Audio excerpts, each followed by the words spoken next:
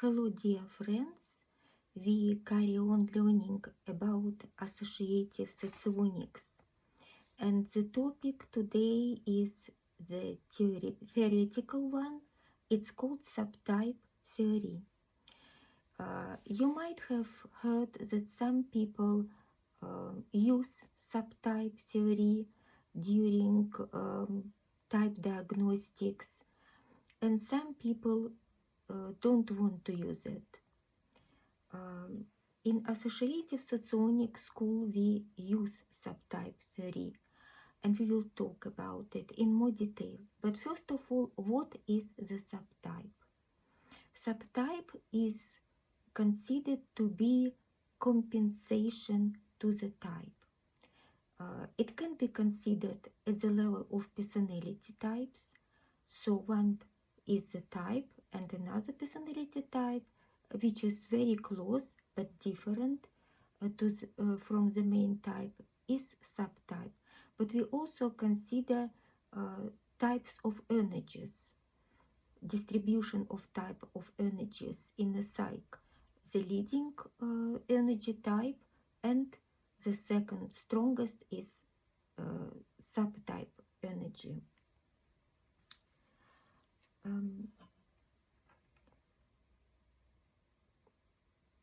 The term subtype is synonymous with personality type that is acting as compensation to actual type. To understand better the nature of such compensation, we can compare personality types with temperaments. You probably know that there are 4 temperaments, and one test can give you just one leading temperament, while the other one can say that you have got not just sanguine, but sanguine choleric temperament or sanguine phlegmatic temperament, and etc.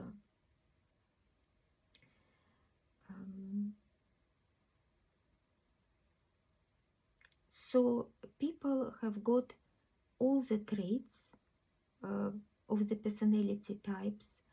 It's just each personality type is represented by a certain personality structure, which is called model A. And the question is how the people develop subtypes. Subtypes are the other personality types which close but which similar but different. And the basis for the development of abilities of other types is the principle of balancing the 4 energy types. The imbalance of psychic energies in a psyche is the source of diversity in uniqueness, so it's good to have this balancing which happens within the psyche. But it also the source of psychodynamics interaction which can have negative effect over the psyche.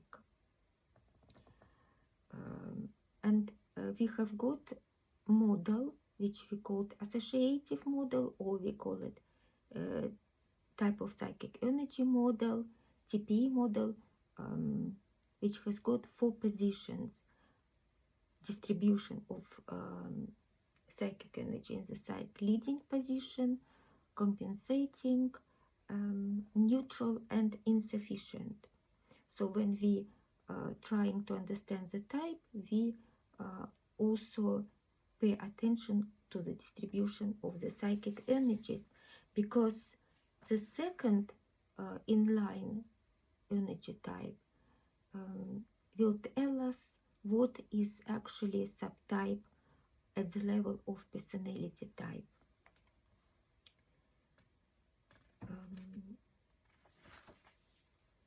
It is generally accepted that psychological type and temperament are determined by the psychophysiological properties of the individual and do not dramatically change during life. But what may happen that during crisis situation, when something happens, conflicts, or maybe with age, this balance within the psyche can shift. It's always shift in relation to subtypes because the leading energy type stays the same. And if the type of energy will change, then personality type as a subtype will change as well.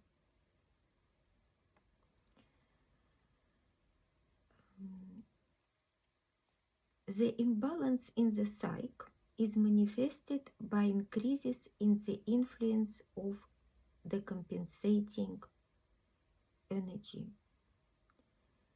This means that subtype energy is not limited to compensation role, but claims a leading role in the psyche. That can happen during some psychological crisis, and sometimes happens imbalance on the opposite when the leading energy suppresses the subtype energy, making it next to none.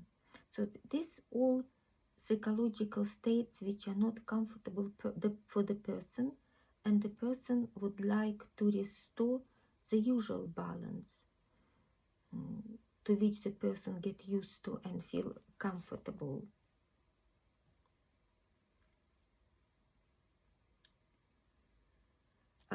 And now we will talk about the process of adaptation of the psyche to the outside world, to the reality.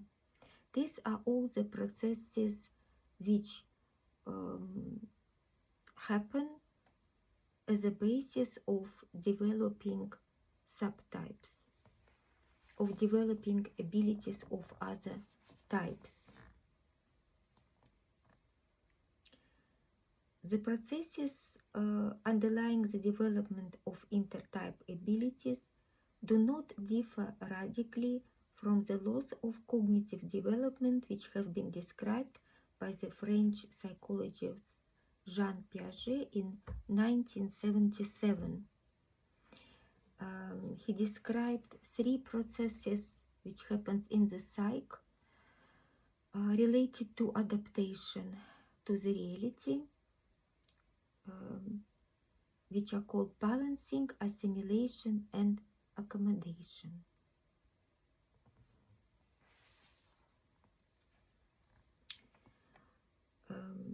Piaget studied intellectual development of children and came to realize that people have got mental structures which they use to adapt to the outside world.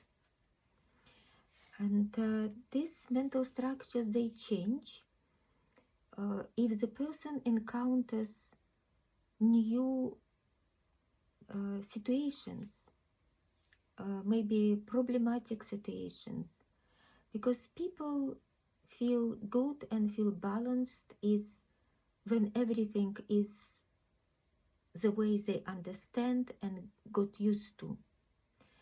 And when they approach the new situation, they try to use the skills and knowledge they have got to achieve the state of the balance, psychological state of the balance and the comfort.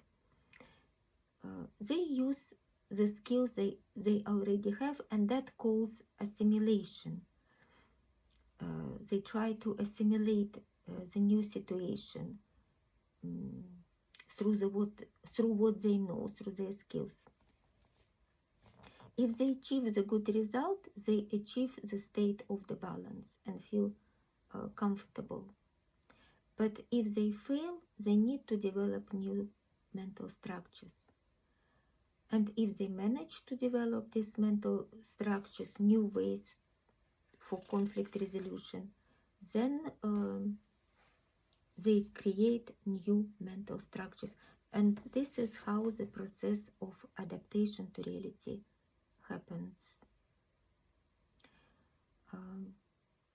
So personality grows when faced with difficulties, accumulating the experiences of conflict resolution and new responses schemes. The richer and more varied the personal experience is, the more confident the person feels in different areas of life.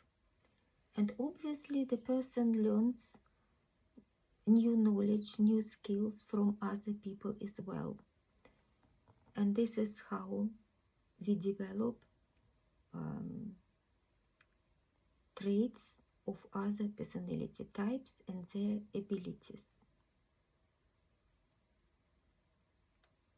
The next question related to the theory of subtypes that we consider is criticism of the theories about subtypes.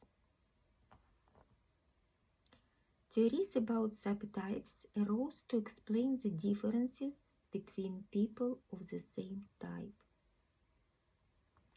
The founders of the theory of subtypes in socionics are Viktor Gulenko and a couple of socionists, Valentina Migets and her husband Anatoly Ovcharov. They worked all together to develop this theory, and the original theory differentiated the subtypes by the program function and creative function. For example, the type of logical introvert, which we call Robespierre.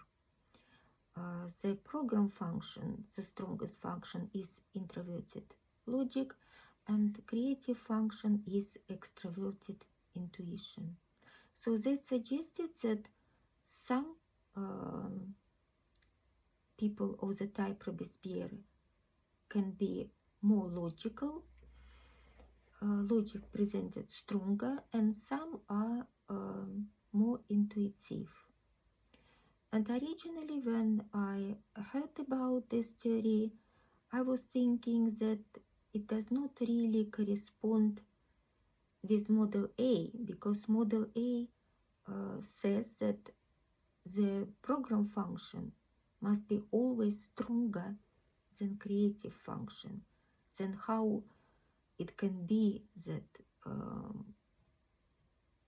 Robespierre, for example, can be stronger on intuition? Then it will be not this type. But later on, I came to understand that from the point of the balancing. Of course, every person of the type Robespierre must have program function the strongest as introverted logic, and the second strong will be creative function, extroverted intuition. But what may happen is that in some people representing this type, logic is, for example, 80% and intuition 20%. I'm just saying the percentage that you can understand that logic is much more stronger than intuition, so that we can even think, oh, that could be not Robespierre logical intuitive, it can be like the other type, Maxim Gorky, which is logical sensory.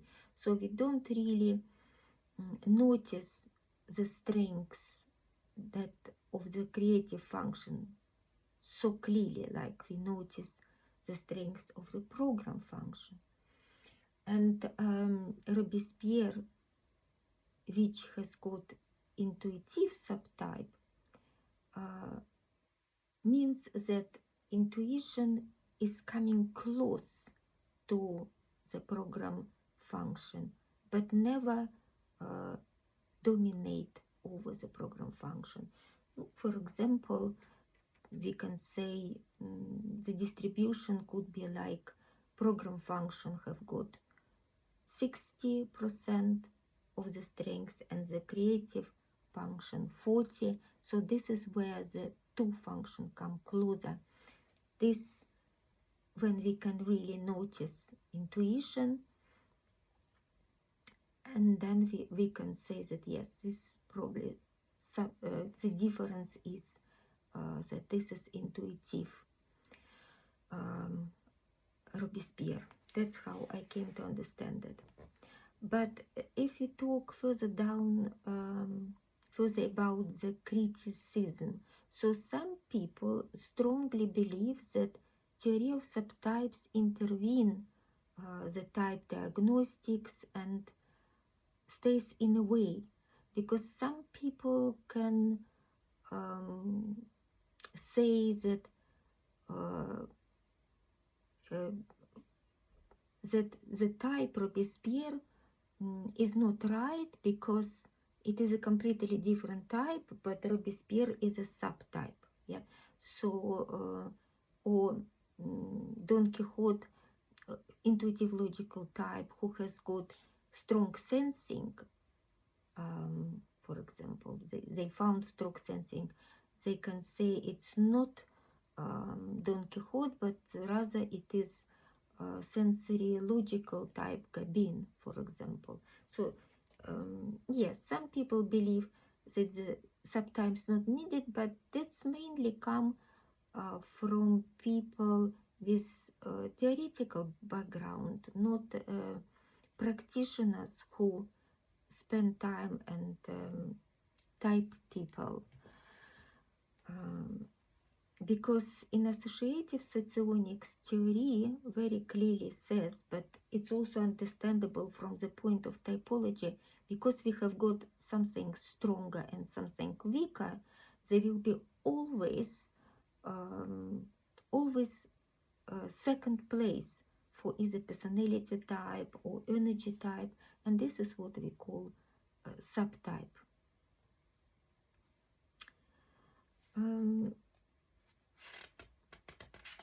There is a bit more in the section called criticism of the theories about subtypes in the book. I just remind you that this is a book, Personality Type and Art, which is on sale from the publisher Cambridge Scholars, and it can be purchased as online version. I just show you quickly the book. Yes. So when we talk further down about criticism of this theory, so there are people who against it, and there are some people, practitioners, authors in socionics, who have got their own approaches to subtype identification. For example, Tatiana Prokofьева, another prominent socionist, is using a different typology. It is similar but different. It's called psychosophy. And they create 16 socionics types and 20 types, 24 types in the typology of psychosophy. It comes to 384 psychological types. So that's why, because they use another typology, and they believe that's amount of psychological types which can describe properly the type.